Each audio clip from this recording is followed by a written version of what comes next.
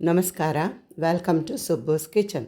ಇಂದು ನಾವು ಬಾಳೆದಿಂಡಿನ ಪಲ್ಯ ಮಾಡುವ ವಿಧಾನವನ್ನು ತಿಳಿದುಕೊಳ್ಳೋಣ.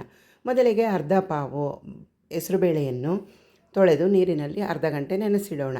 ನಂತರ ಬಾಳೆದಿಂಡನ್ನು ಸಿಪ್ಪೆ ತೆಗೆದು ಸಣ್ಣ ಸಣ್ಣ ತುಂಡುಗಳಾಗಿ ಕತ್ತರಿಸಿ ಅದನ್ನು ಸರ್ಕ್ಯುಲರ್ ಶೇಪಲ್ಲಿ ಕಟ್ ಮಾಡಿಕೊಂಡು ಅದರ ನಾರನ್ನು ತೆಗೆದುಕೊಂಡು ಸಣ್ಣ ಸಣ್ಣ ಪೀಸ್ಗಳಾಗಿ ಕಟ್ ಮಾಡಿ ಇಟ್ಟುಕೊಳ್ಳೋಣ.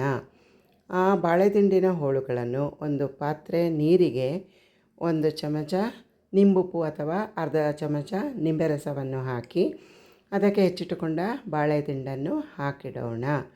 ನಂತರ ಒಂದು ಬಾಣಲೆಯನ್ನು ಬಿಸಿಗಿಟ್ಟು 2 ಚಮಚ ಎಣ್ಣೆಯನ್ನು ಹಾಕಿ ಎಣ್ಣೆ ಬಿಸಿಯಾದ ನಂತರ ಅರ್ಧ ಚಮಚ ಸಾಸಿವೆಯನ್ನು ಹಾಕಿ ಸಾಸಿವೆ ಸಿಡಿದ ನಂತರ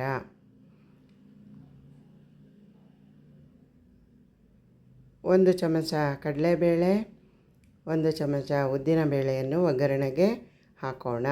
ನಂತರ ತೊಳೆದು ಹೆಚ್ಚಿಟ್ಟುಕೊಂಡಿದ್ದ ಹಸಿರು ಮೆಣಸಿನಕಾಯನ್ನು ಹಾಕಿ ಚೆನ್ನಾಗಿ ಫ್ರೈ ಮಾಡಿಕೊಳ್ಳೋಣ. ನಂತರ ತೊಳೆದಿಟ್ಟುಕೊಂಡಿದ್ದ ಕರಿಬೇವಿನ ಎಲೆಗಳನ್ನು ಹಾಕಿ ಅರ್ಧ ಚಮಚ ಅರಿಶಿಣವನ್ನು ಹಾಕಿ ಫ್ರೈ ಮಾಡಿಕೊಳ್ಳೋಣ.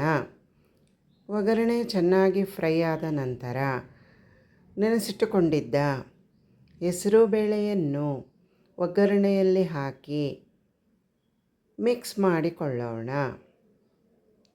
ಹೆಸರುಬೇಳೆಯನ್ನು ಮಿಕ್ಸ್ ಮಾಡಿಕೊಂಡ ನಂತರ ಹೆಚ್ಚಿಟ್ಟುಕೊಂಡಿದ್ದ ಬಾಳೆದಿಂಡನ್ನು ಒಗ್ಗರಣೆಗೆ ಹಾಕಿ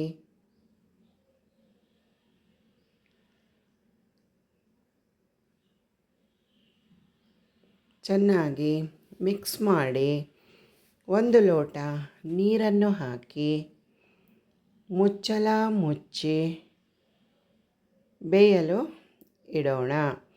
ಬಾಳೆದಿಂಡು ಮತ್ತು ಹೆಸರುಬೇಳೆ ಚೆನ್ನಾಗಿ ನೀರಿನಲ್ಲಿ ಬೆಂದ ನಂತರ ಅದಕ್ಕೆ ಸ್ವಲ್ಪ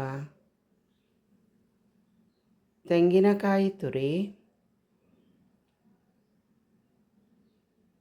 ತೊಳೆದು ಹೆಚ್ಚಿಟ್ಟುಕೊಂಡಿದ್ದ ಕೊತ್ತಂಬರಿ ಸೊಪ್ಪು